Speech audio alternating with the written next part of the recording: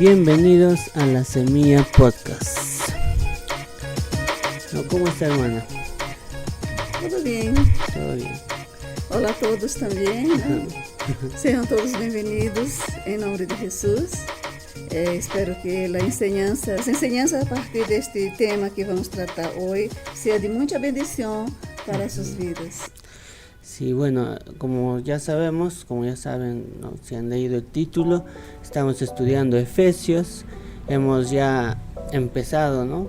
En los capítulos anteriores con el versículo 1, el versículo 2, hemos llegado hasta el versículo 3, ¿no?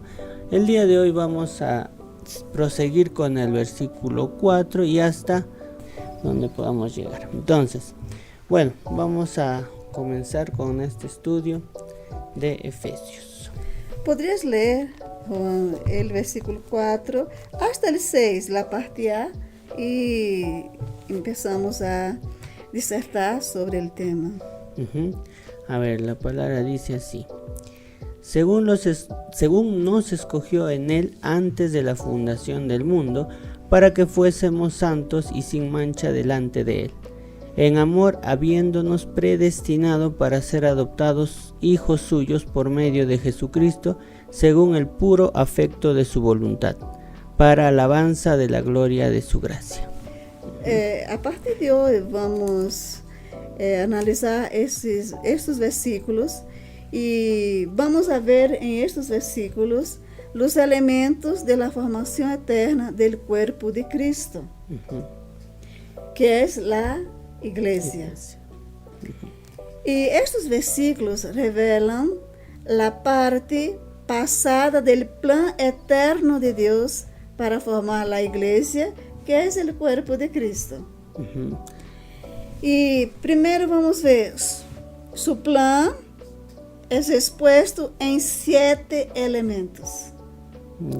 Es lo que vamos a ver en estos versículos, 7 elementos del plan de Dios que es expuesto acá. Primero vamos a ver el método, que es la elección, el objeto, los elegidos, el tiempo, el pasado eterno, el propósito, la santidad, el motivo, el amor. O sea, el motivo por el cual Dios nos escogió es el amor. El resultado, la adopción como hijos. Es lo que Pablo va a hablar más adelante, ¿no? También. Y siempre es un tema de Pablo. Aunque él habla de adopción desde el punto de vista de los hebreos y también desde el punto de vista de los romanos, ¿no? Eso podemos también dejar muy claro. Y la meta, la gloria. Entonces, estos son los 7 elementos que forman el plan eterno de Dios. Lo que es necesario, ¿no? Para la formación eterna del cuerpo de Cristo. Cuando nosotros hablamos de formación eterna, es que, como ya hemos visto aquí, habla de un pasado, porque la iglesia fue, podemos dizer assim, idealizada en un pasado eterno. O sea, Dios ya tenía su plan desde la eternidad. Claro, o sea, no es que inició, el plan inició con la llegada de Cristo, ¿no? Sino que ya tenía el Señor un plan desde mucho antes, un plan eterno. Porque él ya sabía que Adán iba a fallar. Entonces él ya tenía su plan, él ya sabía. Claro. Y lo que vamos a ver aquí es muy interesante. Es muy interesante porque dentro de la congregación o dentro de las denominaciones, o sea, dentro del seno evangélico cristiano, hay algunas informaciones equivocadas. Sí, ¿no? Porque, bueno, estos versículos lo toman desde otro punto, ¿no? De otro punto de vista. Pero hoy vamos a ver el método ¿cuál fue el método que Dios usó para la formación eterna del cuerpo de Cristo? El primero es la elección. La Biblia habla de 3 tipos de elección. Una es la elección teocrática de Israel por parte de Dios. Tenemos ese versículo en Deuteronomio capítulo 7, versículo 6. Deuteronomio capítulo 7, versículo 6. Incluso Pedro hace mención de estos versículos en su primera carta. Deuteronomio 7:6. Porque tú eres pueblo santo para Jehová tu Dios. Jehová tu Dios te ha escogido para hacerle un pueblo especial, más que todos los pueblos que están sobre la tierra.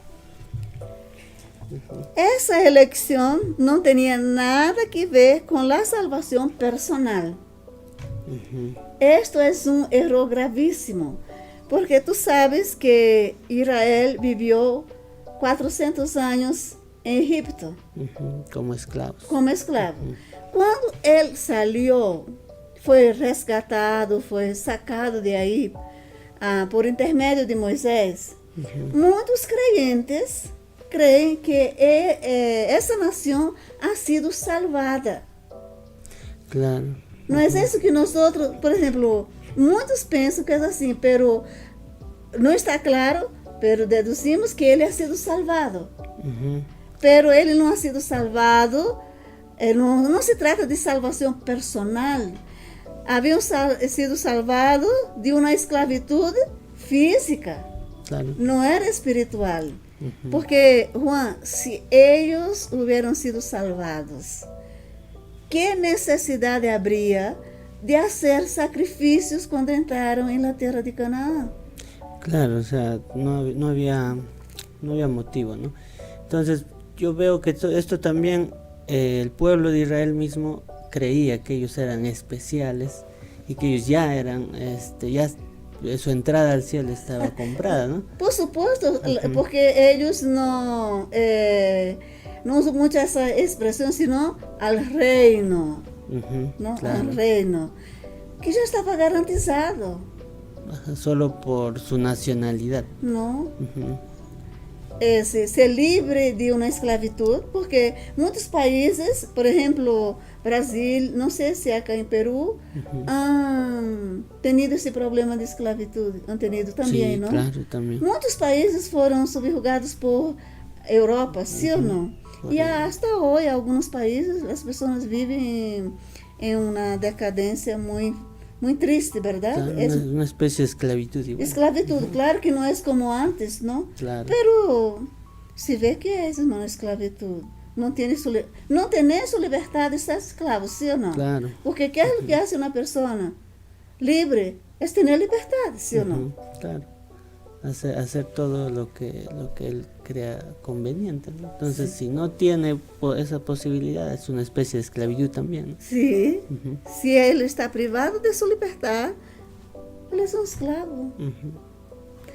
Y eso es lo que nos habla Romanos capítulo 9, y versículos 6 y 7. Hay muchas personas que creen que cuando nació la iglesia en el día de Pentecostés, la iglesia reemplazó a Israel, pero no es verdad. Si tú lees Romanos, el capítulo 9, 10 y 11, Pablo usa todos esos capítulos para hablar de la elección de Israel, de la restauración nacional de Israel. Romanos 9, 6 y 7. Dice: no que la palabra de Dios haya fallado, porque no todos los que descienden de Israel son israelitas, ni por ser descendientes de Abraham son todos hijos, sino en Isaac te será llamada descendencia. ¿Qué es lo que vemos ahí? Que la descendencia racial de Abraham, como padre del pueblo hebreo, padre de los judíos, no equivalía a una descendencia espiritual de él como padre de los creyentes. Claro. Lee Romanos 4, versículo 11, Juan. Y recibió la circuncisión como señal, como sello de la justicia de la fe que tuvo, estando aún incircunciso, para que fuese padre de todos los creyentes no circuncidados, a fin de que también a ellos la fe les sea contada por justicia. Porque desde el Antiguo Testamento, antes de la venida de Cristo, la salvación siempre ha sido por fe. Por gracia, por fe, por gracia. ¿No es así? Todos tenían que creer. La Biblia dice que Abraham es un ejemplo que Pablo usa como esa persona que fue justificada por la fe. Por la fe, no es lo que dice en Hebreos 11, Ajá. ¿no? Y también dice ahí en el capítulo 4 de Romanos que Abraham creyó y le fue imputado como Justicia. justicia. Ujú, O sea, fue añadido a su cuenta ujú. La justificación. la justificación. Ajá. La justificación siempre ha sido y será por la fe. Por la fe. Nunca fue por obras, No. por sus sacrificios. No, No, nunca fue porque descendió de Abraham. nunca fue tampoco por eso. Ajá. No sé si tú te recuerdas que cuando Jesús, en el capítulo 8 ahí de San Juan, Jesús tuvo un desacuerdo con los fariseos, con los maestros de la ley, que Jesús comenzó a hablarles y ellos dijeron, si nosotros somos descendentes de Abraham, somos hijos de Abraham. No, se jactaban de eso, ellos siempre se jactan de eso, ¿no? Claro. Pero Jesús les contestó, si ustedes fuesen hijos de Abraham, harían las obras de Abraham. ¿Cuál fue la obra de Abraham? Creer. Ujú. ¿Sí o no? Creer y obedecer a Dios. Él creyó a Dios y le fue imputado como justicia. Claro. Ujú. Y eso es un engaño muy grande hasta hoy en medio de los judíos que aún están en Israel, ¿no? Los israelitas, los que aún no han conocido a Cristo, ellos creen que por ser descendientes de Abraham ya tienen garantizado el reino de los cielos. Claro, eso es hasta el día de hoy, ¿no? Tienen esa Sí, idea. eso es el judaísmo. Ujú. Y nosotros tenemos que entender que la religión no salva. Claro. Y eso es lo que deberíamos ahora con esto que vemos aquí entender muy bien, ¿no? Muy Que bien. ninguna denominación, ni ningún rituales, ni Religión. ni pertenecer a una religión, ni nacionalizarse a algo, como aquí dice, ¿no? Nada de eso nos va a llevar a ser salvos, ¿no? Solamente es el creer y siempre fue así como dice. Y no sé si tú te recuerdas o si tú ya has podido percibir en algún círculo cristiano que ellos creen que la salida de Egipto, de Israel, de la esclavitud, ellos estarían salvos, ¿no? Ya eran hijos de Dios, todo. Y que Canaán era un símbolo del cielo.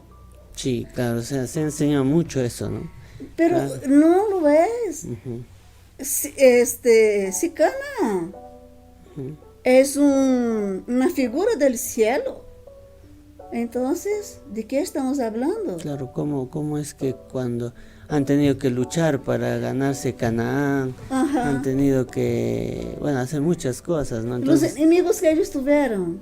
claro, La tierra estaba llena de quién? De enemigos. claro. Entonces, no hay sentido. o sea, No hay sentido. Y eso choca. Ujú. Incluso hay coros. Las personas son bien intencionadas, pero teológicamente están erradas. Claro, no, porque, Es- claro, no hay sé si tú mucho de eso. conoces un coro que dice, caminando voy para Canaán. Claro, Va a encontrar gigantes. ujú, ¿Sí o no? claro. Vas a encontrar cananeos ahí. Cananeos, amorreos, Ajá. jebuseos. Eran terribles los enemigos que habían ahí, o los habitantes de Canaán. Eran terribles. Claro, entonces vemos ahí, ¿no? Por eso es que Canaán no era una figura del cielo. No. Nunca lo fue.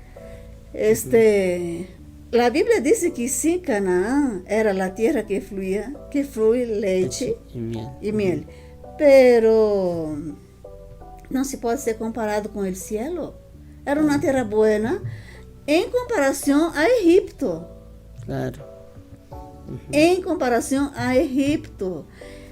claro que nosotros hacemos un paralelismo con la salida de Israel de Egipto, con la liberación espiritual que nosotros recibimos de Cristo cuando le creímos.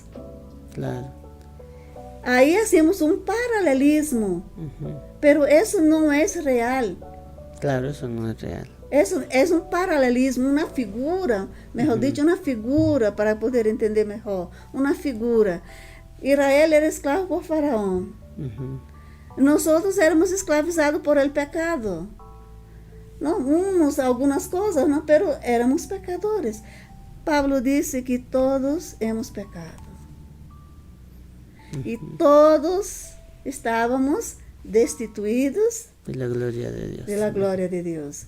Entonces, ese evento histórico, solo podemos hacer una figura para poder tenernos una idea de lo que ha sido nuestra salvación. Nada más. Claro. Pero el judío va a tener que creer como nosotros hemos creído también. Claro. El judío va a tener que creer como Abraham ha creído. Porque si no, no entra al reino de los cielos. Claro, entonces no es diferente para ellos como para nosotros. Todos tenemos que creer en el Señor. El método de la salvación es único para todos, gentiles y judíos. Ese es el primer tipo de elección. Y estamos aclarando que esto no tiene nada que ver con la salvación personal del creyente. No tiene nada que ver. La segunda clase de elección es vocacional. El Señor llamó a la tribu de Leví, claro, para que fuesen sacerdotes. Solo la tribu de Leví podría trabajar en el tabernáculo o en el templo. Solo ellos podían tener esa función, ¿no? Era una función para ellos, por eso es vocacional. Solo ellos podían ofrecer sacrificios, ninguna otra tribu podía hacerlo. Incluso ellos no recibieron herencia. Claro. Cuando la tierra fue dividida, ellos no recibieron la porción de tierra como las demás tierras, porque la herencia de los levitas era el Señor. Ellos ya tenían ahí todo, ¿no? Ellos vivían del diezmo, ¿no? Que en esa época no era dinero, era grano, eran granos, ¿no? Traían todo, ellos tenían que traer, porque ellos, las otras tribus tenían que hacer eso para que essa tribo de Leví estuviera el tiempo todo completo en sus labores, ofreciendo sacrificios. Pero no constituyó una garantía de salvación para los levitas. Los levitas también tenían que creer. Claro, Dios nada más les había dado una función, ¿no? Era un oficio, ¿no? Y eso no era que ellos ya tenían la entrada al cielo, que eran especiales, no, nada. No tenía, y ahí, por ejemplo, el sumo sacerdote en la puerta del cielo, como muchos dicen, ¿no? Que Pedro está ahí en la puerta del cielo. Ah, claro. ¿No? Como portero. Como portero, porque como Dios le había dado Jesús le había dado la llave, él está ahí, que coloca todo, sus amigos, no es así. Pero va a haber, Juan, un problema muy serio si eso fuera verdad, porque José Smith dice también que está ahí. Entonces, los mormones creen que José Smith va aclarando, ¿no? Que José Smith es el fundador de los mormones, que él dice que también está ahí, ¿no? Sí, que no hay salvación aparte de él, porque él garantiza la salvación para todos. Entonces ahí habría una disputa, ¿quién está ahí? Esa puerta debe ser grande, ¿no? Tal vez. Para ellos, ¿no? Para ellos. Pero la puerta para irse al cielo es angosta. Claro. Es angosta. Muy bien. Más tarde, Jesús llamó a 12 hombres.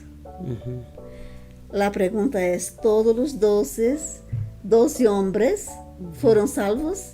No, no No, todos. solo 11. Ujú, Porque uno decidiu não crer, claro.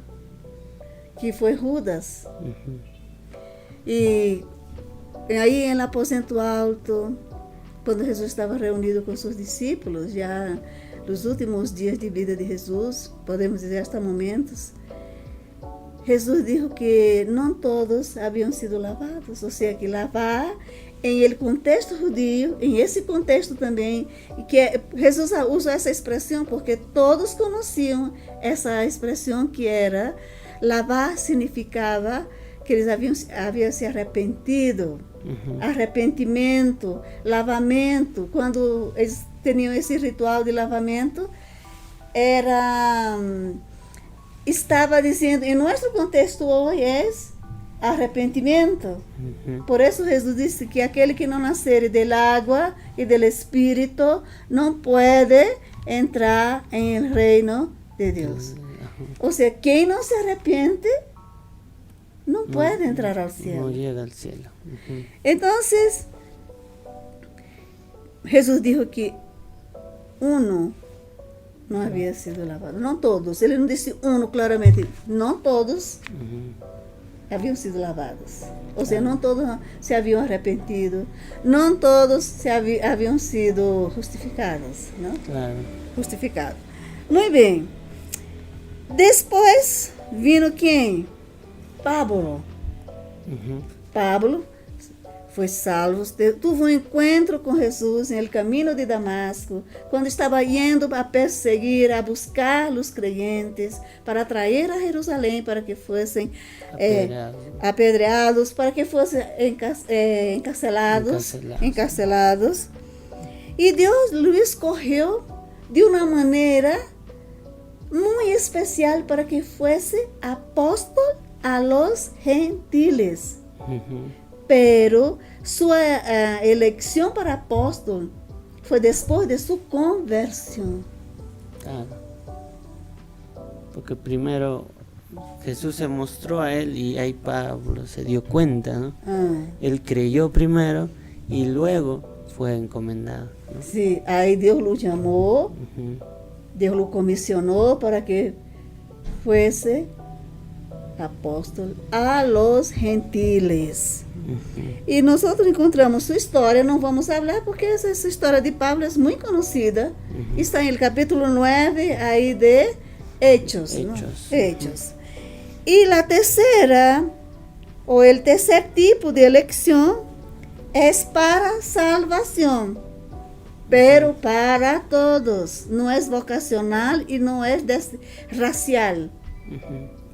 Ya, eso sí tiene que ver con la salvación para todos. É o tipo de salvação que Pablo, o que está escrito em São João 6:44. São João, não é Pablo, é São João 6:44. Ninguno puede venir a mí si el Padre que me envió no le trajere, y yo le resucitaré en el día postrero. Aqui, em esse versículo, trajere, é muito interessante, Juan. Trajere. É a palavra grega helku. É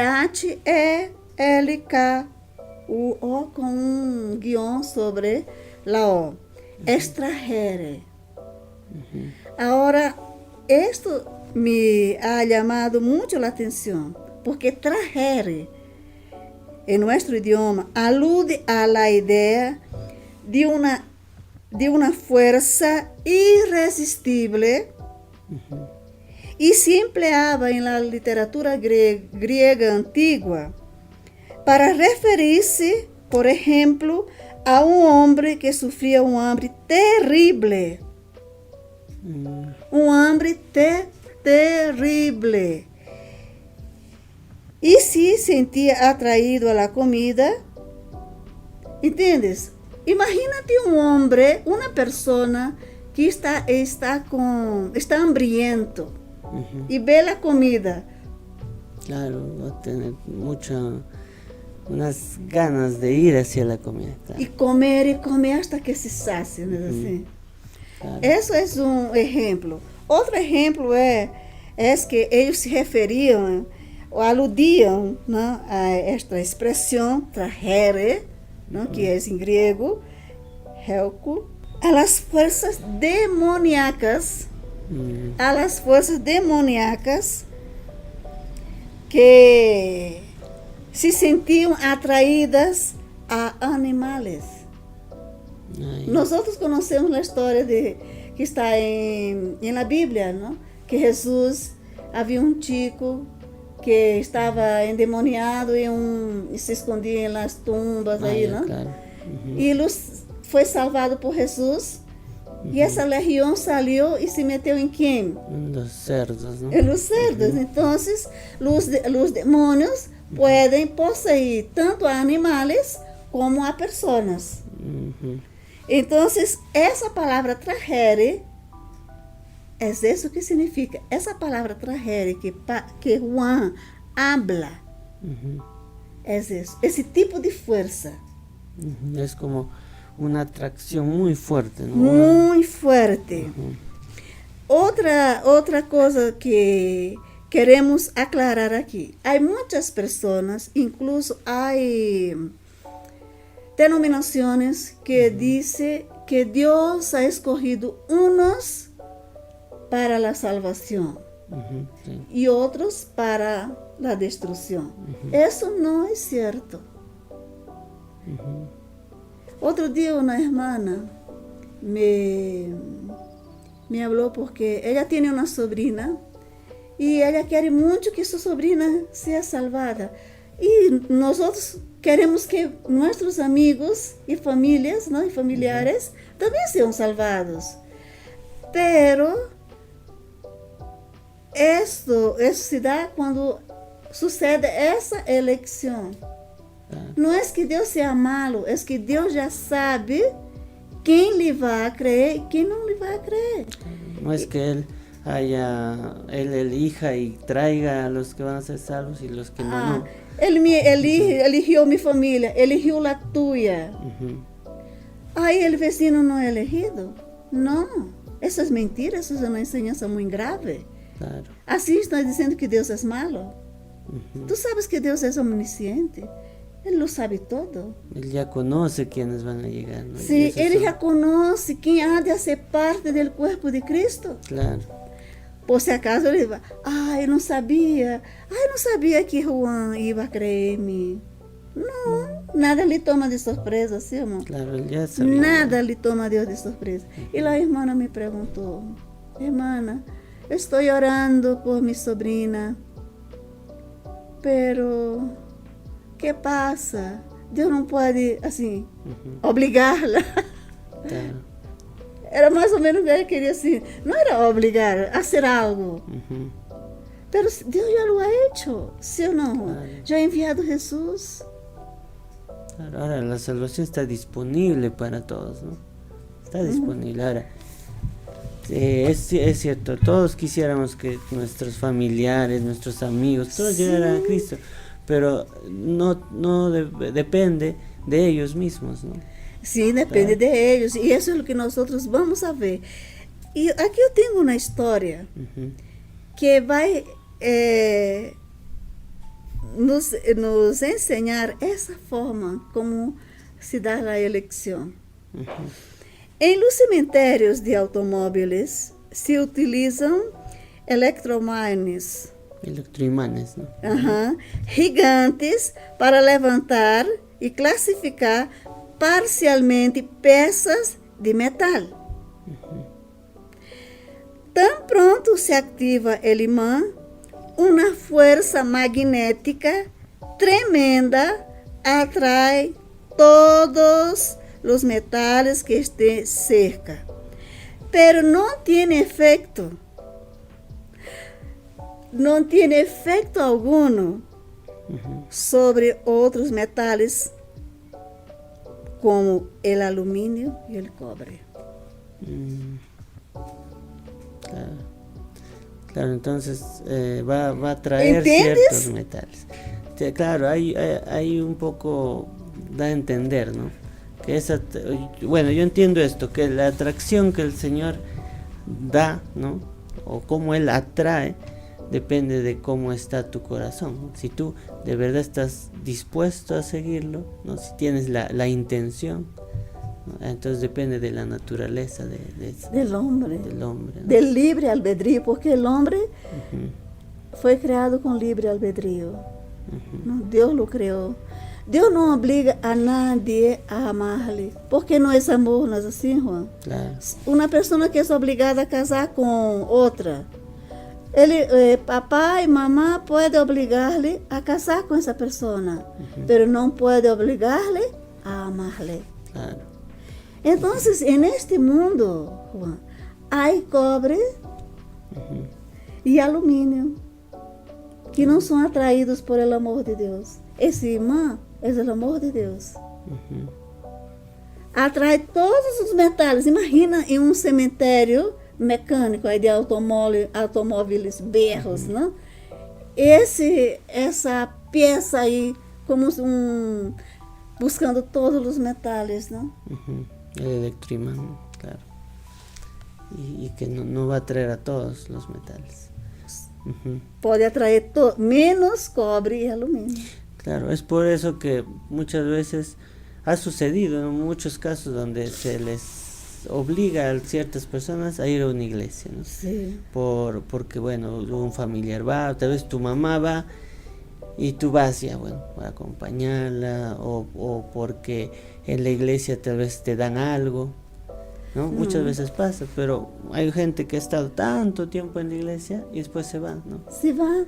¿Y qué es lo que los que quedaron dicen? Ha perdido su salvación. Claro. ¿Tú puedes perder algo que tú nunca has tenido? No puedes. Claro. Entonces, si tu naturaleza, o sea, si tú nunca ha sido tu disposición seguir al Señor así, hayas estado 1000 veces en la iglesia, hayas trabajado ahí, hayas hasta predicado, ¿no? Hay mucha gente que sí, hasta ha predicado. No vas a ser atraído por el amor de Dios. Una vez he escuchado de David Jeremiah que él recibió una carta de un preso en Estados Unidos. Entonces, él escribía, dice así: pastor, te lo agradezco por las enseñanzas, porque ahora realmente he recibido a Cristo. ¿Sabe quién era esa persona? Él era un pastor. Él pastoreó por muchos años, pero él nunca había nacido de nuevo, hasta que él cometió un crimen y lo metieron a la cárcel. Por misericordia, ahí llegó. Él escuchaba el programa, ¿no? Del pastor, y él se convirtió. Él dice: ahora sí soy salvo. He cometido este crimen, he venido aquí, estoy encarcelado, mas conocer a Jesús. Entonces, no depende de qué es lo que se hace en la iglesia ni nada de que tú seas salvo. Ya hemos visto, ¿no? Estos llamados a la familia de Leví. Se les llamó vocacionalmente, pero ellos no eran salvos. El pueblo de Israel fue rescatado de Egipto y todo ello, pero no por ser del pueblo de Israel eran salvos. Claro. Y Juan, muchas personas piensan que por tener un curso teológico, un bachiller, una licenciatura, maestría, doctorado en teología, ele é salvo, ele pode ensinar. Claro, ele pode ensinar, pero isso não diz que ele é salvo. Primeiro, ele tem que receber a Cristo. Claro. E isso é o que passa com muita gente. Vem à igreja por uma necessidade, não? Porque se a igreja tem condições, faz muita obra social, não? Claro. Dá alimentos, dá por exemplo, médicos, não? A igreja que tem bastante médicos, não? Profissionais de saúde, de toda a área, e são beneficiados, mas isso não é importante. Importante é a salvação. Para isso existe a igreja. A igreja é formada com pessoas que han sido elegidas por Deus. Claro, para llevar esa salvación a las personas. Para las personas no existe salvación aparte de Cristo, de su fe en Cristo. del sacrificio de Cristo no existe. Claro, entonces es por eso que mucha gente puede conocer mucho de la Biblia. Hay tanta gente que ha dicho, yo he leído, yo sé, yo conozco, y no creo. No creo. Hay gente, he escuchado de Pastor Armando, él dice que en México hay un señor que él tradujo del español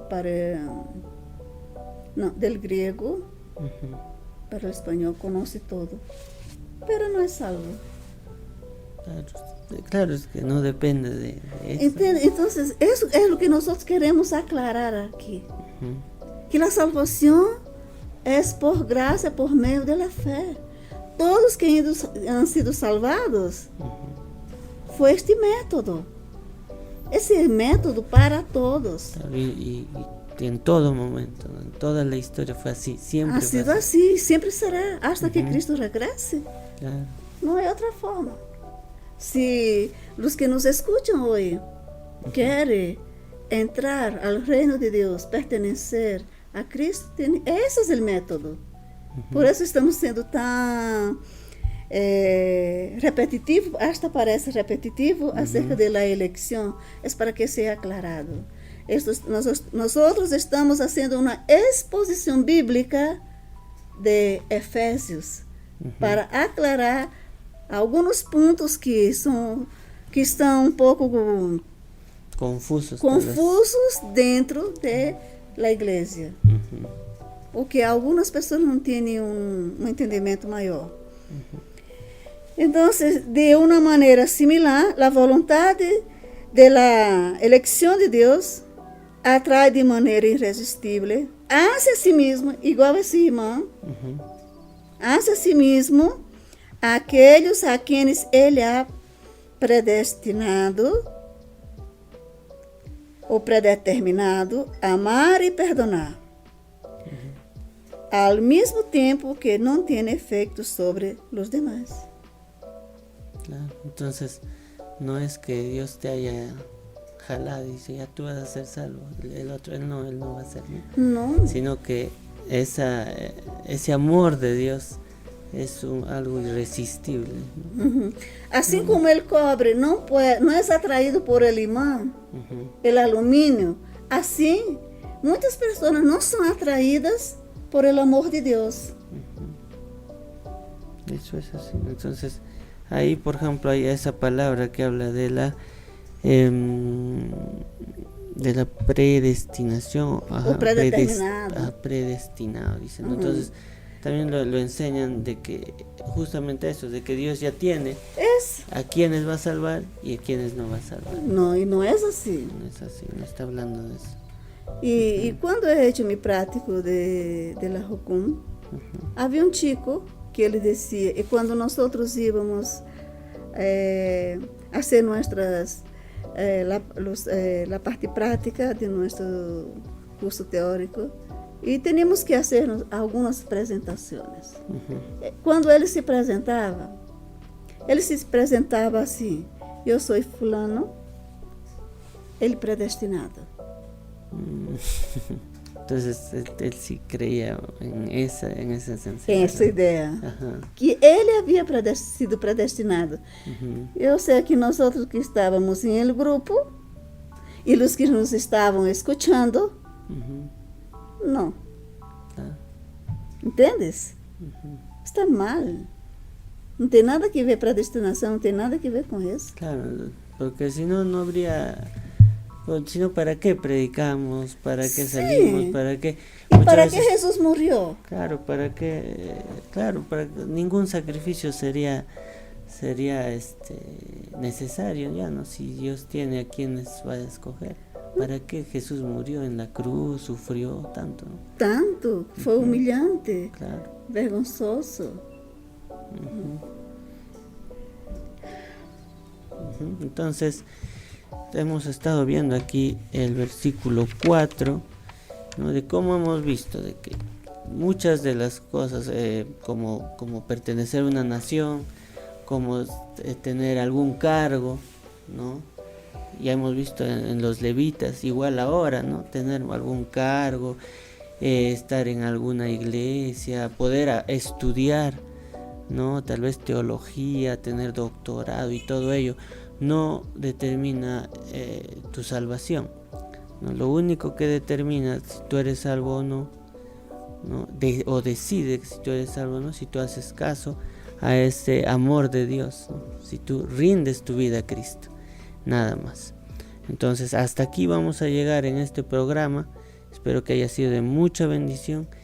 Y bueno, vamos a seguir estudiando este libro. Tenemos la intención de acabar todo el libro estudiando poco a poco. No tenemos la intención de ir rápido, ¿no? Queremos entender cada punto de Efesios, que nos enseñan muchas cosas muy importantes. Entonces síganos escuchando si quiere aprender de este libro tan maravilloso, ¿no? Nos vemos la siguiente semana y espero que su semana sea bendecida.